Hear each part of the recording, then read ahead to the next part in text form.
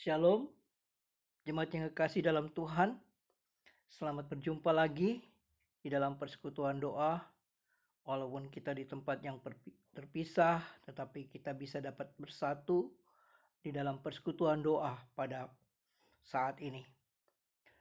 Kita akan sama-sama masuk dalam renungan firman Tuhan yang sebagai lanjutan dari minggu yang lalu, dan kita akan berdoa sebelum kita membaca bagian firman Tuhan pada saat ini. Bapa kami di dalam surga, dalam Yesus Kristus, Tuhan dan Juru Selamat kami, terima kasih, kami sangat bersyukur Engkau masih memberikan waktu, kesempatan bagi kami untuk membaca dan merenungkan firman-Mu. Walaupun di tengah-tengah situasi yang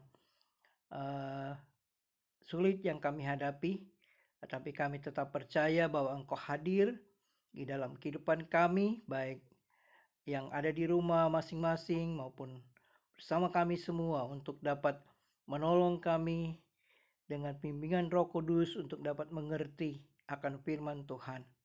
Terima kasih ya Bapa, berbicaralah, kami hanya menyerahkan diri sepenuhnya di dalam pimpinan-Mu di dalam nama Tuhan Yesus Kristus. Amin. Bapak Ibu, kita melanjutkan secara berseri Kisah Para Rasul, dan kita sampai pada Kisah Para Rasul pasal yang ketiga, ayat yang ke-11 sampai dengan ayat yang ke-26. Saya berharap Bapak Ibu mempersiapkan bacaan kita, Alkitab kita. Saya akan mengajak kita nanti membacanya secara bertahap. Jadi kita akan memperhatikan hal-hal yang penting secara khusus dengan topik tentang khotbah Petrus di Serambi Salomo. Kita akan memperhatikan lebih dahulu mulai dari ayat yang ke-11 sampai dengan ayat yang ke-12 ya. Mari kita perhatikan, saya akan bacakan. Karena orang itu tetap mengikuti Petrus dan Yohanes, maka seluruh orang banyak yang sangat keheranan itu datang mengerumuni mereka di serambi yang disebut Serambi Salomo. Petrus melihat orang banyak itu lalu berkata, "Hai orang Israel, mengapa kamu heran tentang kejadian itu? Dan mengapa kamu menatap kami seolah-olah kami membuat orang ini berjalan karena kuasa atau kesalahan kami sendiri?" Ya. Kita diingatkan minggu lalu tentang bagaimana seorang yang lumpuh, dikatakan lumpuh sejak lahir ya. Dikatakan dia lumpuh sejak lahir. Dia harus diusung tiap-tiap hari, duduk di dekat pintu gerbang Bait Allah yang bernama Gerbang Indah. Dan setelah disembuhkan, singkat cerita kita tahu bahwa Petrus mengatakan akan disembuhkan dengan nama Yesus Kristus orang Nazaret. Nah, hal itu kemudian terjadi bahwa orang itu mengikuti. Kita tahu dan sadar bahwa orang yang sudah mengalami mujizat, mengalami kesembuhan, dan secara khusus dia merasakan dia ingin dekat dengan para rasul itu yang sudah menyembuhkan. Tapi kita tahu bahwa di tengah-tengah kondisi itu banyak orang yang melihat dan berkerumun. Keheranan, ada ingin tahu, dan mungkin dengan berbagai macam motivasi. Dan Petrus dengan tegas melihat situ. Melihat orang banyak itu lalu berkata, "Hai orang Israel, mengapa kamu heran tentang kejadian itu dan mengapa kamu menatap? Mengapa?" Dari sisi ini kita melihat bahwa ada hal yang menarik perhatian bagi Petrus, dan melihat ini sebagai satu kesempatan bahwa keinginan orang banyak itu dan apapun latar belakang mereka, bahwa mereka sedang begitu ingin tahu, kagum, dan ada hal-hal yang sedang mereka pikirkan tentang orang lumpuh yang sudah disembuhkan itu. Nah, di dalam renungan kita pada saat ini, saya membaginya dalam dua bagian besar, dua poin yang menarik sebagai jawaban, sebagai bagaimana Petrus menyampaikan apa yang saya yakin bahwa Tuhan memakai Petrus untuk tidak hanya sekedar membuat mujizat, tetapi mengajarkan atau memberitahukan tentang kebenaran yang sesungguhnya. Nah, Bapak Ibu yang kekasih dalam Tuhan, di dalam bagian yang pertama ada dalam ayat 13 sampai dengan ayat yang ke-16, kita perhatikan.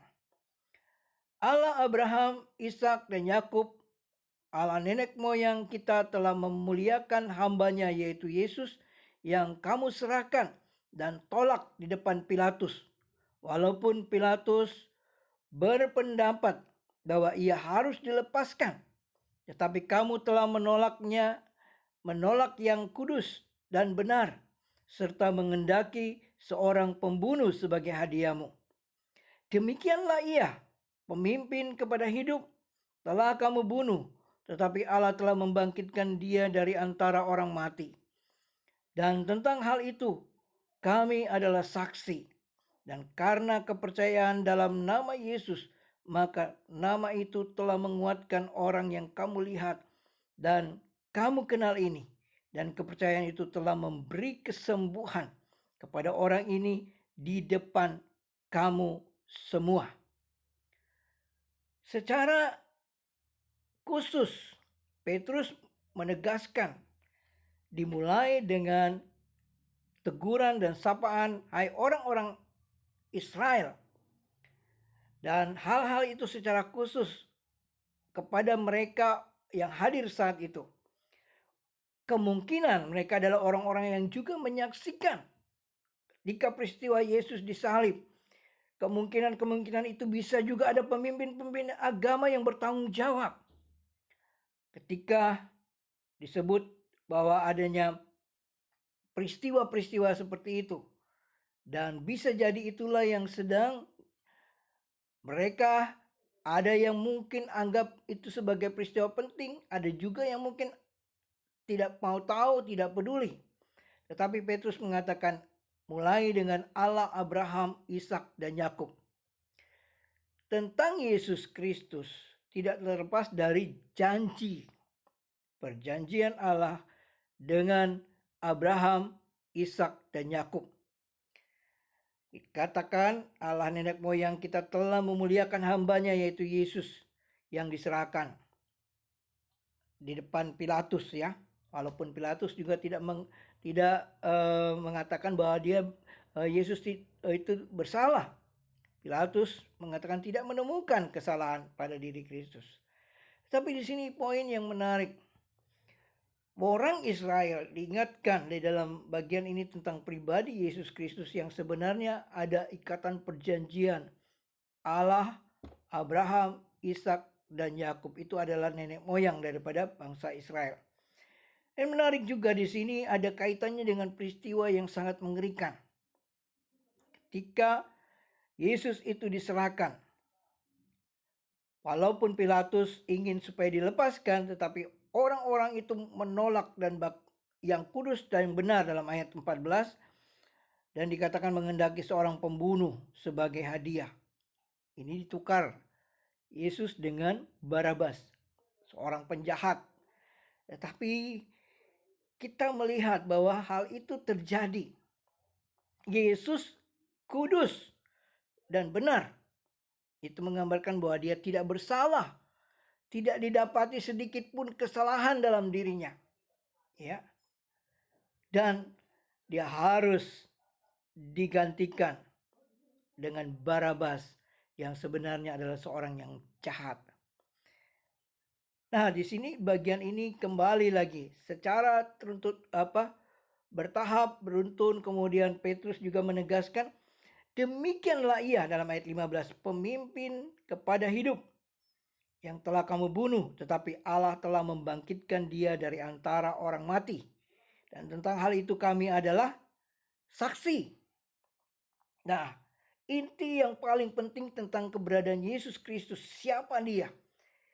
Dia dibunuh, dan banyak mungkin adalah orang-orang yang ada di situ menyaksikan, berteriak juga turut supaya membunuh Yesus. Tetapi Allah telah membangkitkan dia dari antara orang mati. Dan Petrus dan rasul-rasul lain adalah saksi. Apa yang ingin saya tegaskan pada bagian ini? Kuasa kebangkitan Yesus Kristus itulah bagi para rasul dan menjadi saksinya bahwa itulah yang mereka beritakan. Saudara, tidak ada apa-apanya para rasul, tidak ada apa-apanya di gereja kalau kebangkitan Kristus tidak diberitakan. Bila Kristus tidak bangkit, tapi di sini dengan tegas, dia pemimpin kepada hidup, telah kamu bunuh. Tetapi Allah telah membangkitkan dia dari antara orang mati. Ya, saksi-saksi para rasul dan orang-orang yang menyaksikan ketika Yesus naik ke surga pun juga. Dan itulah yang memberikan kepada mereka kekuatan dan kuasa. Akhirnya di dalam ayat yang ke-16, dan karena kepercayaan dalam nama Yesus, maka nama itu telah menguatkan orang yang kamu lihat dan kamu kenal ini. Dan kepercayaan itu telah memberi kesembuhan kepada orang ini di depan kamu semua. Kembali, apa yang Petrus tawarkan kepada orang lumpuh itu, emas perak tidak aku punya, kami tidak punya, tetapi demi nama Yesus Kristus bangkit dan berjalanlah. Nama Yesus, nama itulah yang menguatkan dan memberikan kesembuhan. Dari bagian ini, saya ingin menegaskan beberapa hal penting yang secara khusus berbicara tentang Yesus Kristus itulah sumber kuasa bagi para rasul, bagi semua, bagi gereja, orang Kristen yang melayani. Kita tahu dan kita seringkali melihat di mana ada mujizat, di mana ada perkara-perkara ajaib, begitu banyak orang berkerumun.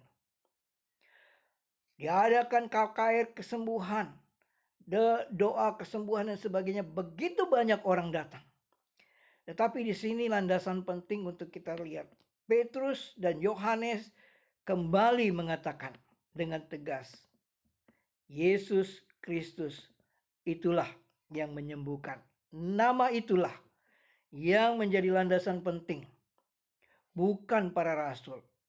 Setiap doa yang dinaikkan, setiap ucapan yang disampaikan, khotbah-khotbah yang disampaikan didasarkan pada nama Yesus Kristus.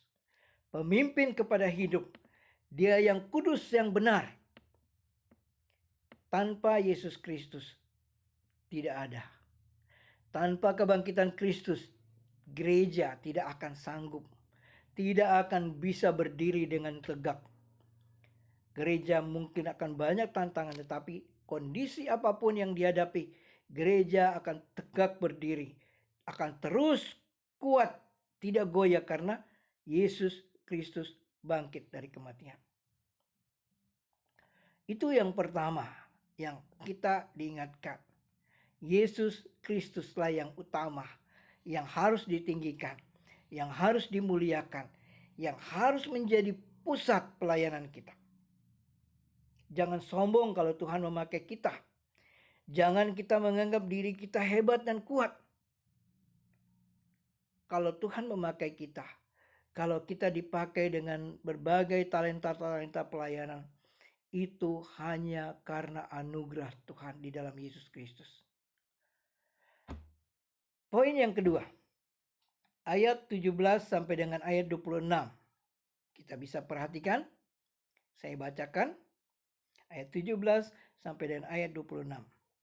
Hai saudara-saudara, aku tahu bahwa kamu telah berbuat demikian karena ketidaktahuan, sama seperti semua pemimpin kamu. Tetapi dengan jalan demikian Allah telah menggenapi apa yang telah difirmankannya dahulu dengan perantaraan nabi-nabinya, yaitu bahwa Mesias yang diutusnya harus menderita. Karena itu sadarlah dan bertobatlah supaya dosamu dihapuskan, agar Tuhan mendatangkan waktu kelegaan dan mengutus Yesus yang dari semula diuntukkan bagimu sebagai Kristus. Kristus itu harus tinggal di surga sampai waktu pemulihan segala sesuatu, seperti yang difirmankan Allah dengan perantaraan nabi-nabinya yang kudus di zaman dahulu. Bukankah telah dikatakan Musa, Tuhan Allah akan membangkitkan bagimu seorang nabi dari antara bangsa-bangsamu sama seperti aku. Dengarkanlah dia dalam segala sesuatu yang akan dikatakannya kepadamu. Dan akan terjadi bahwa semua orang yang tidak mendengar nabi itu akan dibasmi dari umat kita.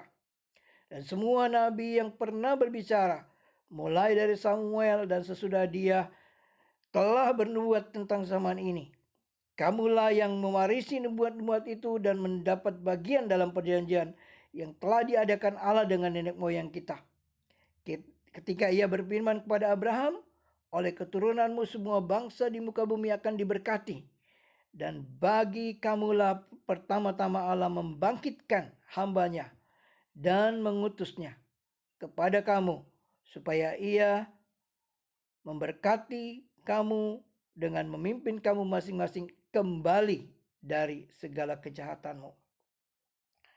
Bapak Ibu yang kekasih dalam Tuhan, bagian kedua ini sebagai tindak lanjut atau follow up yang sangat penting ketika seorang sudah mengenal atau percaya Yesus, mengakui Yesus sebagai Tuhan, sebagai Kristus yang dipilih, dikhususkan, diurapi.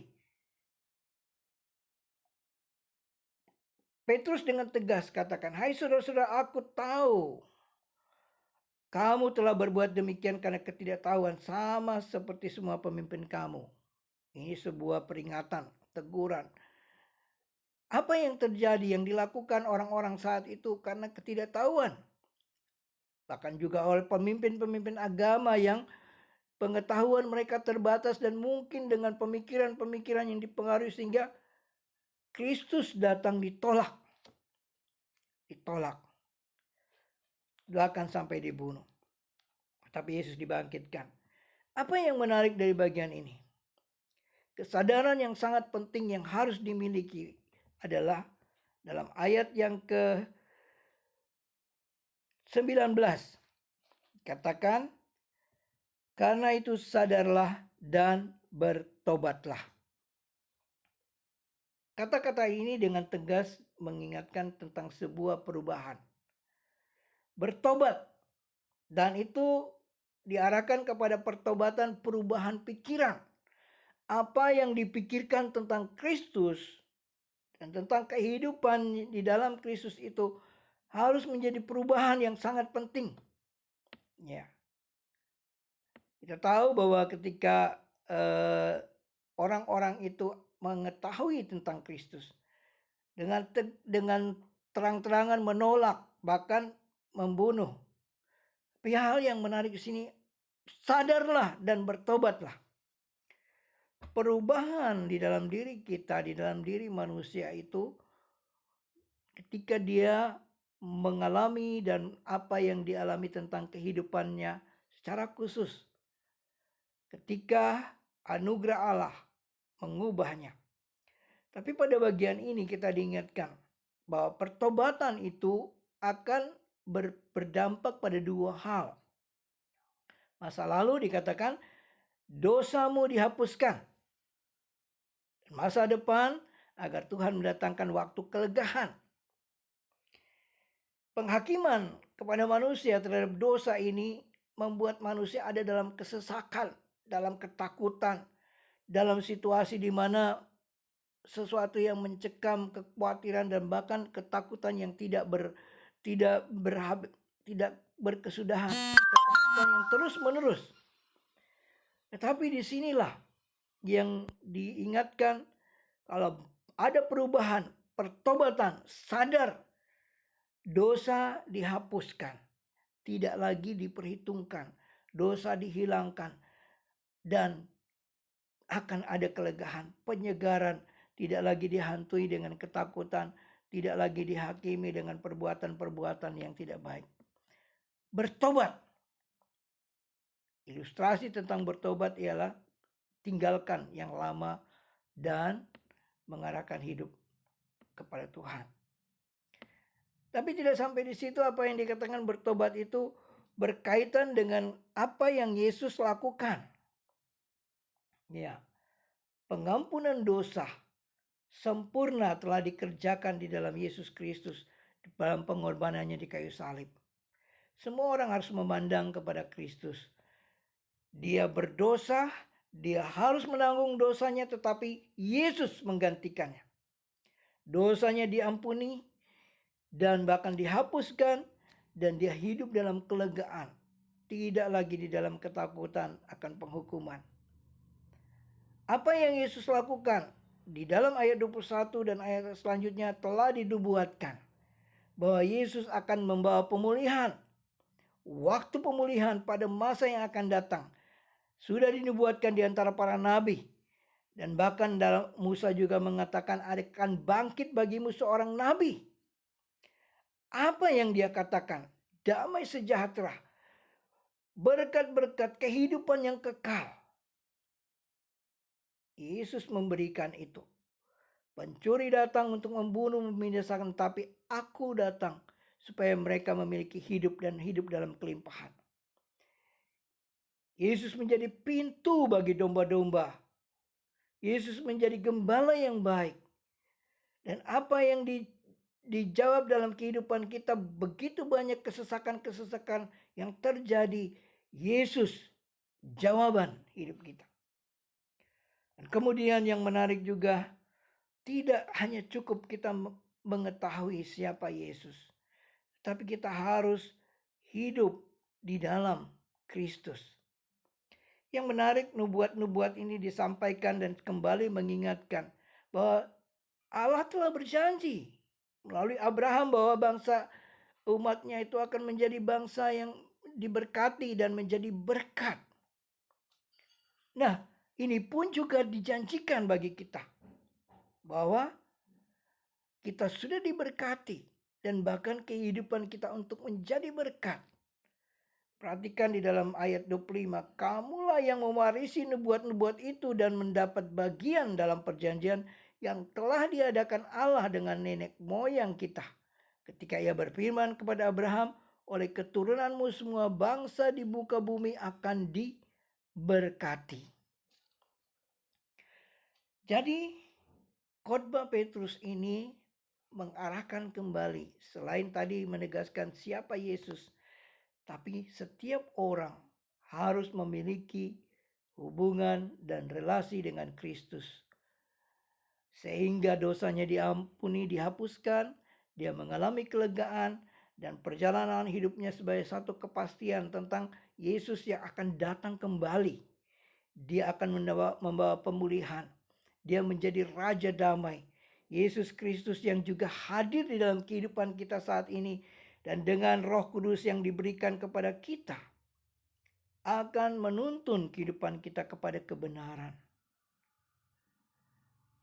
Apa inti daripada renungan kita pada saat ini? Bapak Ibu yang kekasih dalam Tuhan, kita mungkin sudah sering mendengar khotbah. Kita sering merenungkan firman Tuhan. Mungkin kita dari kecil ada dalam lingkungan gereja. Poin pertama, siapakah Yesus buat kita? Adakah dia menjadi Tuhan? Adakah dia adalah pemberi hidup, pemimpin yang memberi hidup, yang kudus, yang benar dalam hidup kita? Atau kita hanya bisa menyebutkan nama Yesus, tapi nama Yesus tidak pernah ada di hati kita? Bagaimana dengan kita yang telah bertahun-tahun seringkali ada di dalam lingkungan yang seringkali bersekutu dalam gereja, dalam pelayanan? Kita tidak dapat berbuat apa-apa tanpa Kristus. Kita tidak mungkin berbuah dalam hidup kita tanpa Yesus. Itu sebabnya ketika kita merenungkan bagian ini, yang pertama, mari kita mulai dalam hidup kita kembali membuka hati kita. Yesus menjadi Tuhan dan Raja dalam hidup kita. Yang kedua, hidup kita ini bukan hanya sekedar kita menikmati berbagai hal, tetapi adakah inti perubahan dalam hidup kita? Berubah, pembaruan budi, berubah hidup kita dari yang lama menjadi baru. Siapa yang ada di dalam Kristus, dia adalah ciptaan baru. Sesungguhnya yang lama sudah berlalu, yang baru sudah datang. Dan poin yang sangat penting dari bagian ini, begitu banyak kesaksian yang kita lihat, para nabi, orang-orang, para hamba-hamba Tuhan, pendeta, penginjil yang menyampaikan kebenaran firman Tuhan. Mereka adalah alat yang dipakai Tuhan. Mereka adalah hamba-hamba yang dipakai oleh Tuhan untuk menjelaskan bagaimana respon kita. Adakah kita sadar dan bertobat? Adakah kita berubah? Ataukah kita masih sama seperti yang dulu? Hidup dalam dosa, suka dengan dosa, bahkan hidup kita tidak pernah bisa lepas dari dosa. Tapi hari ini, poin penting ini menegaskan bagi kita. Setelah kita tahu siapa Yesus, mengenal Yesus, kita harus hidup di dalam Kristus. Kita harus mengalami perubahan-perubahan yang dikerjakan oleh Allah. Tuhan Yesus memberkati kita semua. Mari kita berdoa. Bapa kami di surga, kami sangat bersyukur karena kami dalam renungan ini kembali mendengarkan khotbah dari Petrus pada orang-orang yang ingin tahu tentang kesembuhan yang dialami oleh seorang lumpuh. Tetapi Petrus menegaskan tentang siapa Yesus yang menjadi sumber kuasa kesembuhan itu. Bukan Petrus, bukan rasul-rasul, tetapi Yesus yang ditinggikan. Yesuslah yang memakai orang-orang untuk boleh melayani, membuat mujizat. Bukan mujizat yang penting, tetapi Yesus Kristus di atas segala-galanya. Dan kami juga diingatkan untuk mengambil keputusan penting untuk sadar dan bertobat. Hidup kami harus berubah. Kami tidak boleh tinggal di dalam dosa. Tetapi kami harus kembali dari segala kejahatan kami untuk kehidupan yang baru. Yang hanya ada di dalam Yesus Kristus. Yang mengubah pikiran kami, kehidupan kami menjadi ciptaan yang baru. Dalam nama Tuhan Yesus Kristus, kami berdoa dan menyerahkan seluruh hidup kami. Menyerahkan situasi yang kami hadapi. Jika kami harus ada di dalam situasi pandemi, kami harus stay at home. Kami juga harus mentaati protokol kesehatan. Dengan semua hal-hal yang kami hadapi, Tuhan tolong supaya kami dapat ketenangan, dapat menjaga dengan baik kesehatan, keluarga, dan juga mendukung usaha-usaha pemerintah di dalam mencegah, memutus mata rantai penyebaran COVID-19. Terima kasih Tuhan, kami hanya berserah kepadamu. Di dalam nama Tuhan Yesus Kristus kami berdoa. Amin.